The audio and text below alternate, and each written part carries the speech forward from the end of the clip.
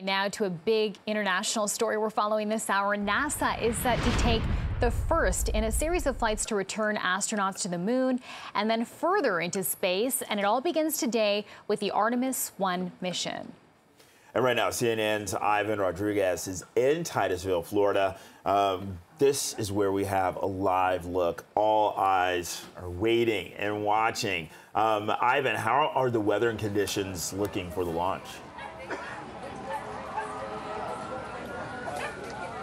Well, Bakari, Chanel, good morning. Conditions are looking favorable still. Yesterday, it was about 70% predictions. We're looking at 70% favorable weather conditions for this launch to be successful. Today, they increased a little bit. Now we're looking at about 80% favorable conditions. So we're all very optimistic here. I'll tell you, we arrived here at Spaceview Park in Titusville around 4 o'clock this morning, 4:30. And from the moment we arrived, a lot of these seats that you can see behind me were already taken. So there's definitely that excitement that we can sense here. And only as those hours continue to go, we see even more people coming into the park. The rocket's right behind me in the distance, so we should get a perfect view of when it launches. Again, that window that we're looking at for that launch is between 8:33 to 10:33. If it doesn't launch today for whatever reason, we're looking at Friday now. Okay, so let's talk about the plan for today, Ivan. We know this is sort of a test flight for future moon missions. No astronauts on board today. Can you talk about what we're expecting to see? Yeah, so this is a plan that's really just a year's timeline when we're talking about the future. Today, like you mentioned, it's an uncrewed mission, but the success of this flight is crucial when it comes to those future years of space exploration. If today goes well, meaning takeoff, orbiting for 42 days, landing in San Diego, off the coast of San Diego around October 10th, sustaining those incredible heat and speeds on the way in back through the atmosphere. If all of that goes well, then we can see a crewed mission, and within about 2 years, 2 astronauts then being able to go and orbit the moon. All of that followed by astronauts actually being able to land on the moon, and then in the distant future, landing on Mars or going out to Mars. At least that's what NASA Administrator Bill Nelson was telling me when I chatted with him last week. There's just so much excitement when it comes to what the future looks like. We haven't had a moment like this since the 1970s with Apollo 17. So this is a very historic day, a very important day that can be written in NASA's history. And Ivan, speaking of the excitement, just taking a look at the crowd behind you, can you just kind of relay the atmosphere, and pun intended there?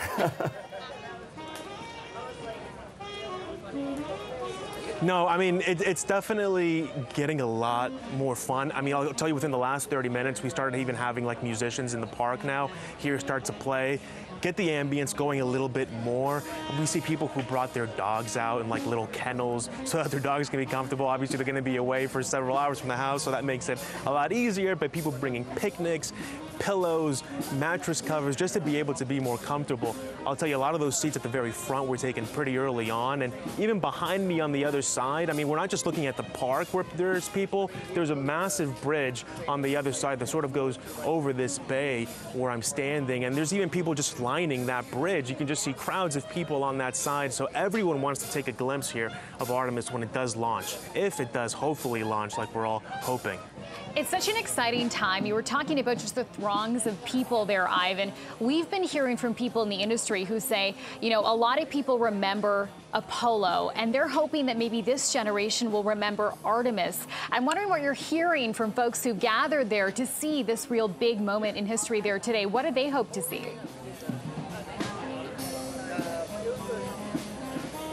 Well, and it's really interesting, right? Because now we're talking about a completely different generation. We have generations before us. I wasn't able to see Apollo 17. So you have a lot of new generations that are now sort of going into this, just not even knowing what to expect. Just so excited with what the future has to hold and the possibilities and what space exploration has to offer, whether it be on the moon or it just seems so crazy to think that we can actually go to Mars one day after sitting at base on the moon, whatever it may be. So there's definitely so much excitement there of the unknown of when it comes to what does the future look like when it comes to space exploration. All right, CNN's Ivan Rodriguez, thank you very much for reporting live from Titusville and the launch of Artemis. Lots to follow there. Thanks so much, Ivan.